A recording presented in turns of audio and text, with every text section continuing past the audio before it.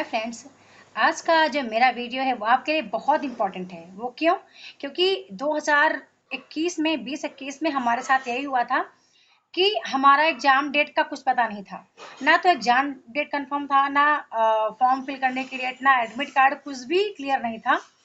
तो इस मुद्दे पे बात करूंगी कि जब कुछ भी क्लियर ना हो तो हमें क्या करना चाहिए, मतलब हमें तैयारी कैसे करना चाहिए। हम तैयारी करें कि वहीं बैठे रहें, मतलब इस एक अच्छे से मौके को हम गवा दें, मतलब क्या करें। इस पर मैं आपसे 2 मिनट बोलना चाहूंगी और वीडियो को प्रॉपर आपको देखना है और इसी बात को आपको फॉलो करना है। तो 2019-20 का टाइम था, कोरोना का टाइम था। और कोरोना के टाइम पे क्या हुआ कि कुछ भी क्लियर नहीं था। पेपर ले लिया गया, मतलब परीक्षा फॉर्म ले लिया गया। एडमिट कार्ड का पता नहीं था, कभी जारी हो फिर रिजेक्ट, फिर पोस्टपोन, फिर पोस्टपोन।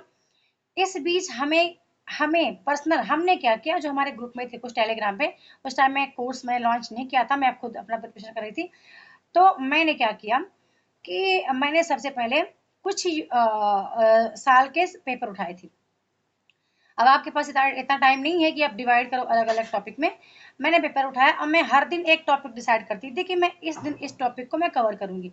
तो पहले मैं कंटेंट को रीड करती थी, मतलब मेरा जो कंटेंट था ना, मान लो कि मैंने यूनिट 5 उठाया, तो यूनिट 5 को रीड करती थी, फिर उससे रिलेटेड प्रश्न को उठाती थी ओल्ड पेपर में जा करके। फिर मैं ऐसे ही करती थी कि मैं यूनिट 2, मैंने अक्सर फोकस किया यूनिट 2, 3 और 1 पे। अभी सिलेबस बदल चुका है, तो आप इकाई 5 से इकाई 10 तक ज़्यादा टारगेट कर सकते हो, क्योंकि यहाँ पे टेक्स्ट आपको पढ़ना है। तब टेक्स्ट इतना नहीं पढ़ना पड़ता था। ये 2019 में था सिलेबस, यही नया पैटर्न ही था। बट टेक्स्ट पे इतना फोकस नहीं करना था, मतलब ऐसे ऊपर ऊपर हम लोग पढ़ लेते थे, कविताएं पढ़ ली, हमने कहानियां पढ़ ली, और निबंध वगैरह, नाटक वगैरह कुछ सेलेक्टेड पढ़ते थे। यानी प्रॉपर इतना अंदर जाके नहीं पढ़ते थे, क्योंकि हिंदी साहित्य आचार्य को हमने पढ़ लिया, हिंदी साहित्य का इतिहास हमने थोड़ा अच्छे से हमने कर लिया था। तो वो सही था। तो आपको करना क्या है कि इस समय आपके लिए एक टास्क भी है मेरे। टास्क ये है कि मैं कह रही हूँ कि रीनेट होगा, मैं ऐसा कह रही हूँ। मतलब ऐसा मुझे जो अब रवैया मैं गवर्नमेंट का देख रही ना, तो मुझे लग रहा है कि अगस्त माह में ये शेड्यूल जारी हो सकता है हमारा सिलेबस वाइज, कि हमारा किस डेट को अदर अदर विषय का एग्जाम होना है। ठीक है, ऐसा मुझे लग रहा है।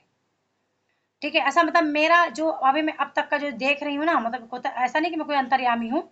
ठीक है, मतलब मेरा हृदय कह रहा है कि जो चाल चली जा रही चालें है ना, इन चालों के बीच में है कि पेपर हो जाए होगा और हम फिर मारे जाएंगे। कैसे मारे जाएंगे? क्योंकि अभी कुछ है नहीं, तो हम पढ़ नहीं रहे। हमको लगा कि शायद रिजल्ट आ जाएगा तो हमारा पढ़ना क्या पढ़े यार, फिर वही क्यों पढ़े।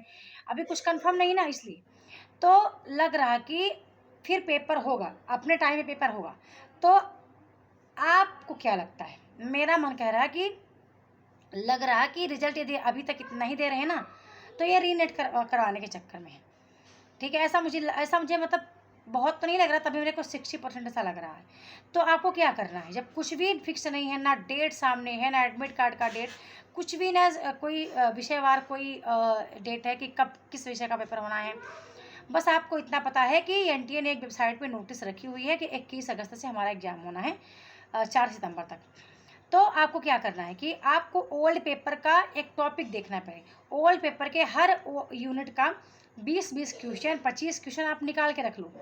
25-30 क्वेश्चन हर यूनिट का, अदर अदर मतलब कि ईयर का, जो अलग अलग वर्षों में पेपर आए हैं ना, अलग अलग उनको 8-10, मिनिमम 8-10 और अधिकतम 30 प्रश्न आप निकाल के रख लो, और उसको पहले देख लो और फिर अपने टॉपिक पे जाओ। पेपर को प्रॉपर आप देखो, एक मूल मंत्र ही है, पेपर को प्रॉपर देखो अच्छे से मन लगा करके, फिर आप यूनिट पे जाओ। क्योंकि मैं ऐसा ही पेपर सॉल्व करवा रही, कल से मैं मेरे ग्रुप में ऐसा कर रही हूँ कि मैं ओल्ड पेपर को पहले अच्छे से मैंने एनालाइज कर लिया, और सेम उसी पैटर्न पे, जितने उस पैटर्न पे प्रश्न आए हुए ना, सेम उसी पैटर्न पे अलग अलग प्रश्नों को उठा के लेके आ गई हूँ और रख दिया है मैंने, और उसको मैं सॉल्व करवा रही हूँ। ठीक है, तो अलग एक दिन में एक यूनिट, कल इकाई 5 का मॉर्निंग 4 बजे सॉल्व होगा, तो आप अपने से कर सकते हैं। मैंने आइडिया दे दिया आपको कि मैं भले उधर करवा रही हूँ ना, आप मत आओ कोर्स में, आप खुद से करो आप। ठीक है, खुद से आप करो, थोड़ा सा मेहनत कर लो आप। ठीक है। फिर ऐसे आप दोपहर 3 बजे, जब मैं 4 बजे पढ़ाती हूँ तो आप 4 बजे पढ़ लो। मैं दोपहर जब 2:30 से लेके बैठूंगी 5:30 तक, तो आप दोपहर 2:30 से 5:30 लेके बैठ जाओ, खुद से लेके बैठ जाओ। मतलब मेरे टाइम टेबल को आप अब यूट्यूब पे देख के फॉलो कर लेना, ठीक है। तो मैं जो मेरा सूत्र है ना, एक बार मैंने बता दिया कि ऐसे आप कर सकते हो, या फिर आप कर सकते हो कि हाँ, जैसे मैंने कहा कि मैं एक दिन रोज मैं कल इकाई 5 करवाऊंगी, फिर अगले दिन इकाई 6 करवाऊंगी, फिर इकाई 7, 8, 9, 10, मतलब अगले 10 दिन में 1000 प्रश्न, मतलब 100 प्रश्न एक दिन का। कल इकाई 5 से 100 प्रश्न, फिर इकाई 6 से 100 प्रश्न, इकाई 7 से 100 प्रश्न, इकाई 8 से 100 प्रश्न, मतलब 100 प्रश्नों का मैंने एक सेट ही बना दिया, अलग अलग यूनिट वाइज, ठीक है। तो आप इस तरह से, अब वो बनाया कैसे मैंने, ओल्ड पेपर को देख करके, टोटली मैंने ओल्ड पेपर को देखा है दोस्तों, और उस ओल्ड पेपर के आधार पे बनाया है। तो ऐसा आप कर सकते हो, मतलब जब भी कुछ भी क्लियर नहीं है तो ओल्ड पेपर को देखो और अपने कॉन्सेप्ट को क्लियर करो, और वैसा ही आप पैटर्न को फॉलो करो। पेपर देख के आप कॉन्सेप्ट को तैयार करो, ठीक है ना। तो आप डन लिखो कि करोगे, आज से आप करो, ठीक है।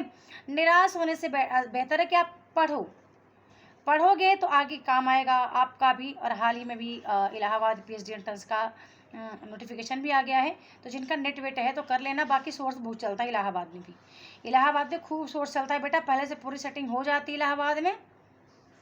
और औपचारिकता के तौर पे बढ़िया ये सब निकालते रहते हैं, नोटिफिकेशन निकालते रहते, कुछ ना कहे कुछ परसेंट लोगों को ले लेते हैं, बाकी सेटिंग खूब भर भर के होती है, ठीक है। खूब हर यूनिवर्सिटी में होती है, मेरी एपीएस में भी होती है, मेरे रीवा एपीएस यूनिवर्सिटी में खूब सेटिंग होती है यार दोस्तों, मैं क्या बताऊँ आपसे, ठीक है ना।